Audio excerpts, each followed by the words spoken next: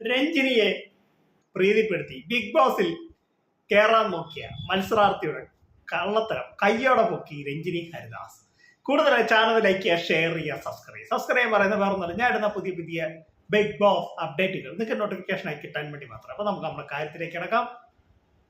Big ബോസിൽ നമുക്ക് കള്ളത്തരം കാണിക്കാൻ പാടില്ല. ബിഗ് ബോസിനകത്ത് കാണിക്കാം, പക്ഷെ വെളിയിൽ നിന്നാൽ അവർ കണ്ടുപിടിക്കും. അത് എന്തൊക്കെ കള്ളത്തരം കണ്ടുപിടിക്കും, അത് നാണക്കേടാവും.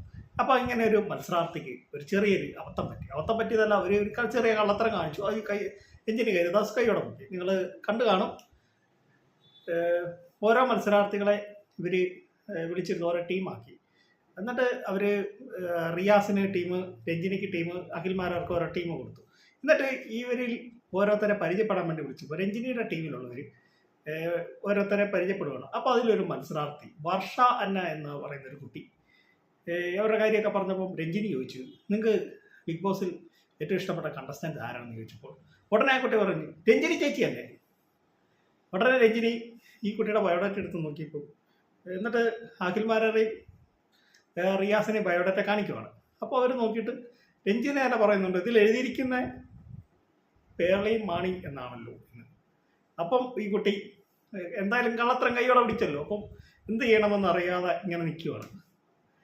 അതും രഞ്ജിനിയുടെ ഏറ്റവും ശത്രു, രഞ്ജിനി ബിഗ് ബോസിനുണ്ടായിരുന്ന സമയത്ത് രഞ്ജിനിയുടെ ഏറ്റവും ശത്രുവാണ് പേളിയും മാണി. ഇപ്പോഴും അവർ തമ്മിൽ വലിയ റിലേഷനൊന്നുമില്ല.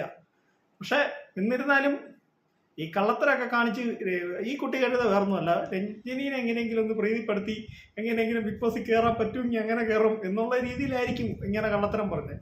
അതിൽ ഏറ്റവും ഇഷ്ടപ്പെട്ട കണ്ടസ്റ്റൻറ്റ് ആരാന്ന് ചോദിച്ചപ്പോൾ രഞ്ജിനിയുടെ പേരാണ് പറഞ്ഞത്. പക്ഷെ എഴുതി വെച്ചിരിക്കുന്ന ബയോഡാറ്റയിൽ ഇഷ്ടപ്പെട്ട കണ്ടസ്റ്റൻറ്റ് ആ പേടിയും മാറി. ഈ കള്ളത്തരം കഴിയുമ്പോൾ നമ്മൾ ചമ്മിപ്പോയില്ല. ആ ഒരു മുഖത്തോടു കൂടി ആ കുട്ടിയോടെ നിൽക്കും. വെറുതെ ആവശ്യമില്ലാത്ത പണിക്ക് പോകേണ്ട ഒരു ആവശ്യമില്ലായിരുന്നു.